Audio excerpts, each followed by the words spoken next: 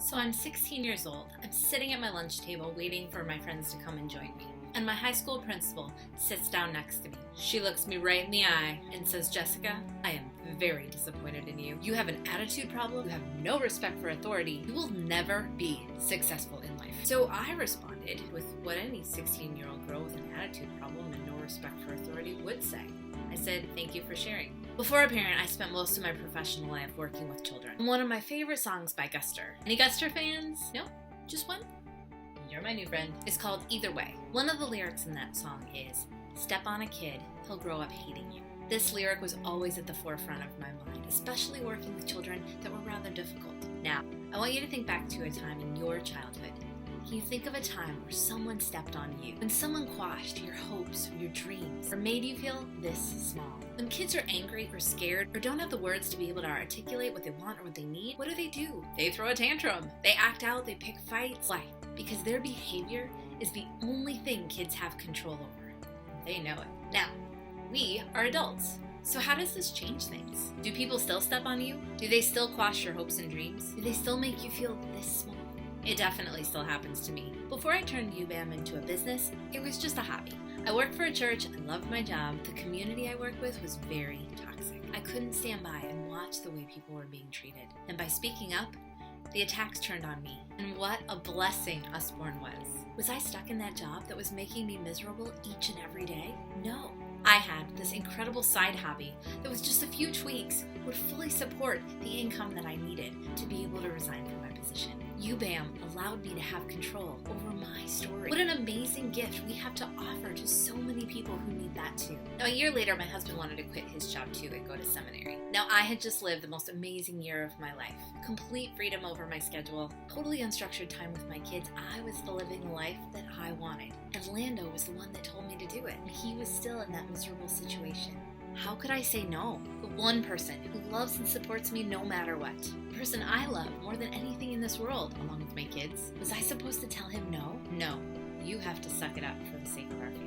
Couldn't do it. So I crunched the numbers, I made a plan, I told him he could quit in July and start seminary in August. And I got to work filling my calendar, reaching out to new team members, and I was scared and overwhelmed. And I reached out to a fellow Uzzy, and I said, "This is big. I need some help, I need some support and guidance to grow a large team." And she asked me how much I needed to make. I said I needed about $3,000 or $4,000 a month. And she shook her head and looked at me and said, "Oh, Jessica, that's a lot of money."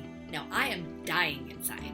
I am screaming. I am throwing a really big tantrum. "No, you don't tell me that. You're supposed to believe I can do this. You're supposed to support me. It's too late to turn back now. He's already quit. He's already signed up for school.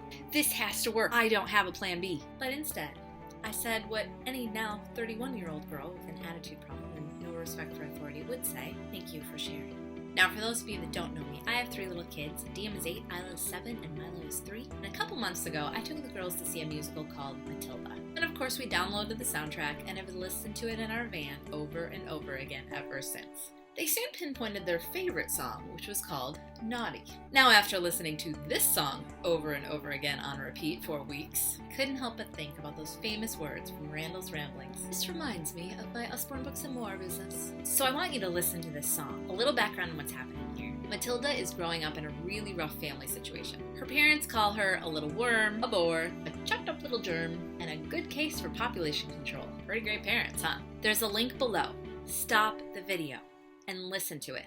I've also included a link for the download for the words that I created. So print that or have it in front of you while you listen to the song. As you listen, I want you to identify the lyric that really stands out and speaks to you. Okay, stop the video. Do it now. Don't keep watching.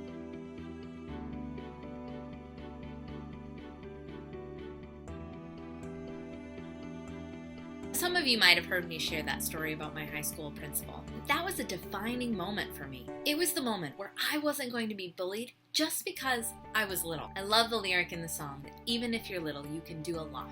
You mustn't let a little thing like little stop you. I didn't like the way students were being treated in our school for a variety of reasons. Can you tell I'm blue? So as the editor of our school yearbook that year, I researched and documented the rights and duties of journalists, our constitutional rights. I got the approval and support of my government, English, and journalism teachers, and I published a spread in our yearbook that she did not want published because it was the right thing to do. This incident made me stronger, and I'm honestly grateful to her for that experience. In my course to support my family with my Usborne Books and More business, I needed to find help. So I hired a coach who believed in me. I found fellow Uzzies that were willing to pound the pavement as hard as I was, like Kim Bard, Sean Kennelty, Katie Melchow, little shout out. And with their support and my resolve to prove that I could do this, I promoted to director, which is the top level with Usborne Books and More. And I did it during the craziest, hairiest time in UBAM's history. But now let me rip the fairy tale ending just right out of that story so that you can relate to it. The reality is I failed. I didn't promote to director in the time frame that I needed to. I didn't make the money I needed to make. Got hit with a lot of life in those 3 years while Lando was in seminary. Medical issues with my daughter,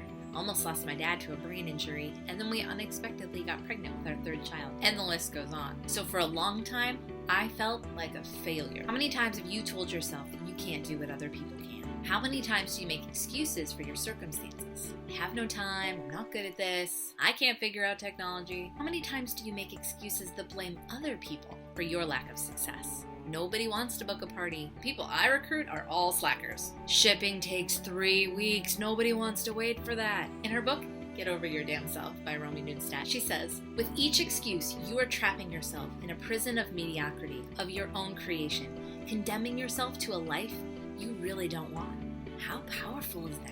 The truth of the matter is that for me, that all those things in my story slowed me down, but did not stop me, because nobody but me is going to change my story. I could have gone a different path.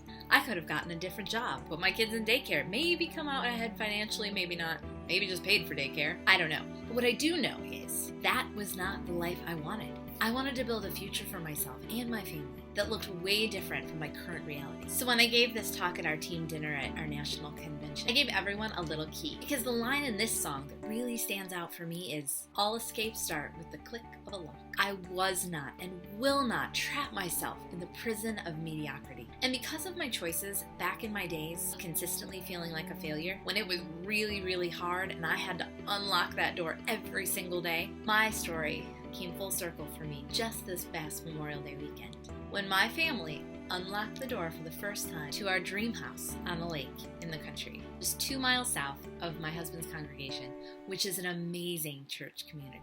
We now have 2 full incomes to support our family. Our kids can be in activities. I can fly to Boston to be with my brother who's got some health issues, and I need to, and take a kid or 2 with me. I failed to meet my goals on time, but I did meet my goal, which played out in bigger ways I never saw coming. And now I have even bigger goals, because my story is constantly changing. And you want to know how I did it? The tiniest mite packs the mightiest sting. Some days now, I can put in a full 8-hour day with Usborne, if I need to. I don't usually do that. But there were many days in my past where I was in pure survival mode, and I operated on the Post-it method. I put 1 to 3 actions on a Post-it, not very big, so not a lot would fit on there. I would take this Post-it and put it on my computer, and that was my action items for the day. It might have been as simple as just sending an email, calling a hostess, reaching out to a team member. It might not have been much, but I had to keep going, even when it was really, really hard. Even when I felt like a failure. Even when the universe felt stacked against me. And I had convinced myself that I was an innocent victim of my story. Now maybe you have a story that you're stuck in. Maybe you're fighting medical issues or have family that are. Maybe you feel like no one gets back to you. No one wants to do a party. No one wants to join your team. Maybe it's divorce. Maybe it's finances. Maybe it's the compare game that makes you feel little. I'm not as good as she is. I don't have her superpower. Well, her life's easier than mine. Whatever it is, it's a load of crap. It's just excuses. Because the only thing that's holding you back from reaching your goals is you. You can do it. You have the power to change your story. You don't have to wait until this gets better, until the kids go to school, until the baby's born, yada, yada, yada. Now at our national convention, all the gals on my team were wearing red shoes for our team dinner. And we were wearing red shoes as a reminder of the words of the famous Glinda, the Good Witch of the East, as she tells Dorothy, "You've always had the power, my dear. You just had to find out for yourself." And that's what this business is all about for me. I love the books. I love the friendships. I love so many of the benefits that we get.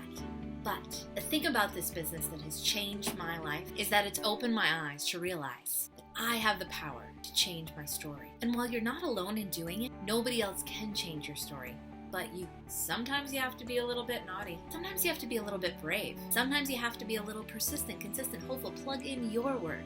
What do you have to be to change your story? Now, when you're done watching this video, every time you see a key, let that be a reminder to you to unlock yourself from whatever is holding you back. We have our very own Cordelia book.